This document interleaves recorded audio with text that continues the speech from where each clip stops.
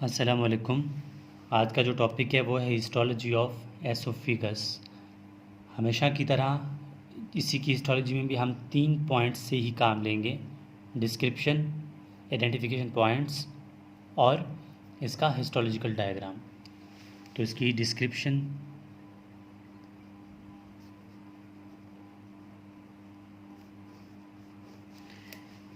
Oesophagus की description में हम कहेंगे कि oesophagus is a muscular tube that extends from pharynx into stomach। मतलब जो एसोफिगस है वो एक्सटेंड करता है कहाँ से? फेरेंक्स से स्टमक तक। वो खुद क्या है? एक मस्कुलर ट्यूब है। ठीक है। दूसरी बात आती है किसके? पॉइंट्स। ठीक है, पॉइंट्स ऑफ आइडेंटिफिकेशन।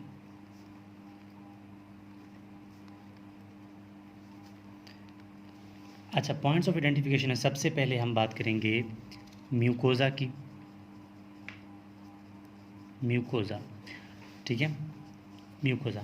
और इस म्यूकोजा, सबसे पहले तो बात आती है ना कि हम म्यूकोजा की बात करेंगे, फिर सब म्यूकोजा की, फिर लेमिना, ये मस्कुलस एक्सटर्ना की, फिर एडवेंटिशिया की। ठीक है। म्यूकोजा में हम 3 चीज़ें पढ़ते हैं। म्यूकोजा के अंदर ही 3 चीज़ें आती हैं। ठीक है।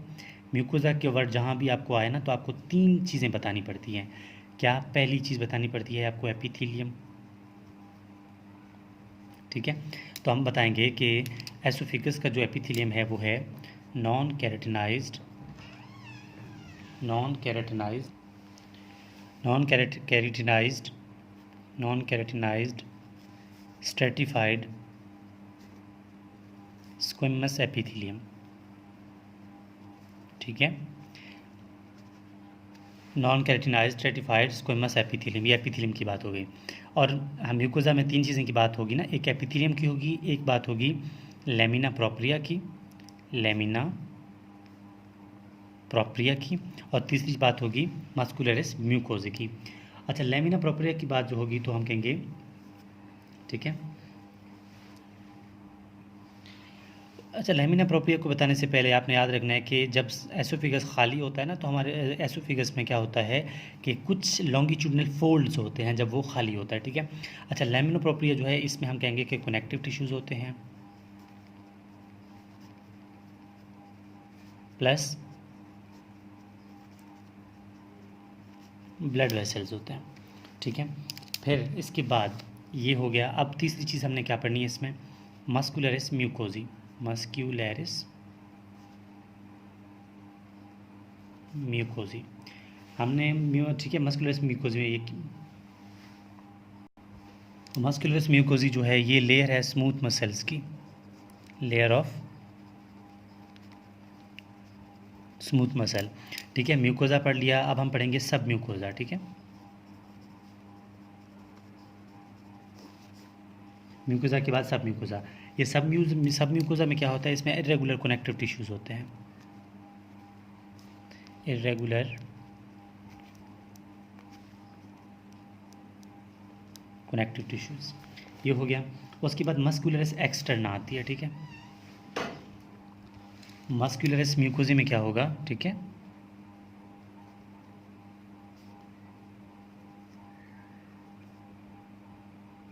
नहीं गलत कर रहा हूँ। देखो, हमें क्या पढ़ा? म्यूकोजा, फिर क्या पढ़ा? सब म्यूकोजा। ठीक है। सब म्यूकोजा में क्या था? इरेगुलर कनेक्टिव टिश्यूज थी, हो गया। अब बात आती है इसकी मस्कुलरिस एक्सटर्ना की। ठीक है। 3 पॉइंट्स होता है, म्यूकोजा के बाद सब म्यूकोजा, सब म्यूकोजा के बाद मस्कुलरिस एक्सटर्ना। ठीक है। मस्कुलरिस एक्सटर्ना, मस्कुलरिस एक्सटर्ना नाम से ज़ाहिर है। इसमें क्या होगा कि 2 लेयर होंगे मसल्स के, एक आउटर एक इनर। तो क्या होगा? आउटर इनर की लेयर्स होंगी। जो आउटर, ठीक है, एक आउटर मसल लेयर होगा, ठीक है, जो कि होगा लॉन्गिट्यूडनल। ठीक है, लॉन्गिट्यूडनल मसल लेयर होगा आउटर। एक इनर मसल लेयर होगा, ठीक है, एक इनर मसल लेयर होगा जो होगा सर्कुलर। ठीक है, ये बात आ गई।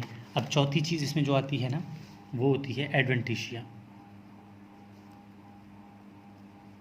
एडवेंटिशिया में क्या होगा, और एडवेंटिशिया कुछ भी नहीं है, एडवेंटिशिया जो है वो कनेक्टिव टिश्यू की एक लेयर होती है,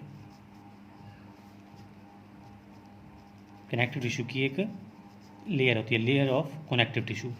देखो क्या था डिस्क्रिप्शन, उसके बाद पॉइंट्स ऑफ आइडेंटिफिकेशन में क्या आती है, म्यूकोजा, सब mucosa, muscular externa and adventitia. अच्छा, जो म्यूकोजा है वो 3 चीज़ों के अंदर मुश्तमिल है, एपिथेलियम, लैमिना प्रोपरिया, मस्कुलस म्यूकोजी। ठीक है, ये भी हो गया। अब इसकी बात आती है हिस्टोलॉजिकल डायग्राम की। हिस्टोलॉजिकल डायग्राम इसका बहुत आसान है। ठीक है, आपने सबसे पहले तो एक सिंपल सा एक इस तरह नॉन स्ट्रेटिफाइड कैरेटिनाइज्ड एपिथेलियम बना लेना है।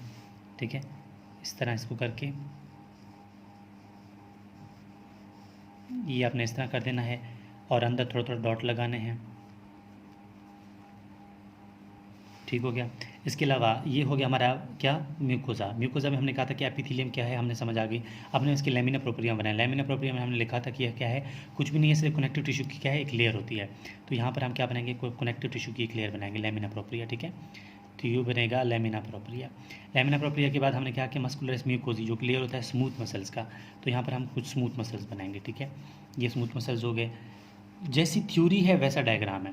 उसके बाद बात आती है सब म्यूकोजा की। जो सब म्यूकोजा क्या है, हमने कहा कनेक्टिव टिश्यूज़ होते हैं। ठीक है, सब म्यूकोजा की कनेक्टिव टिश्यूज़ होते हैं, हम तो सिर्फ इस तरह बना देंगे। ठीक है, और साथ में यहाँ पे हमने कहा था कि ब्लड वेसल्स भी होते हैं। ठीक है, हम इसको यहाँ शो करेंगे कि हमारे पास ब्लड वेसल्स हैं। ये भी हो गए। फिर हमने कहा कि बात आती है मस्कुलस एक्सटर्ना की। फिर हमने कहा कि उसमें लॉन्गिट्यूडनल और सर्कुलर मसल्स होते हैं। ठीक है, तो हमारे पास इनर क्या थे, इनर हमारे पास सर्कुलर थे। ठीक है, ये सर्कुलर मसल्स हो गए। इनर जो आउटर थे वो क्या थे, लॉन्गिट्यूडनल थे, तो ये लॉन्गिट्यूडनल मसल्स हो गए।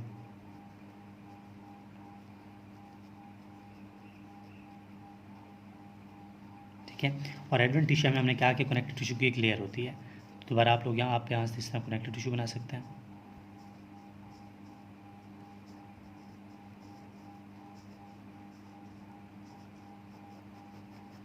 ठीक है, आप इसको लेबल करें, ये क्या है। ठीक है, आप इसको लिख सकते हैं इसकी एपिथेलियम है। ठीक है, और यहाँ सेकंड टाइम आप इसको लैमिना प्रोपरिया, सॉरी ये हाँ लैमिना प्रोपरिया लिख सकते हैं। ठीक है, लैमिना प्रोपरिया। लैमिना प्रोपरिया के बाद इसको सब म्यूकोजा बोल दें। सब म्यूकोजा हो गया, और लास्ट में क्या है, एडवेंटिशिया। जब भी आपको डायग्राम याद ना हो तब थ्योरी जब आती है ना, उसी के मुताबिक आप डायग्राम खुद भी बना सकते हैं। ठीक है, तो यहाँ पर कंप्लीट हो जाती है हिस्टोलॉजी ऑफ एसोफेगस। देखो इस टाइम मिसाल के तौर पर याद करना कितना आसान है।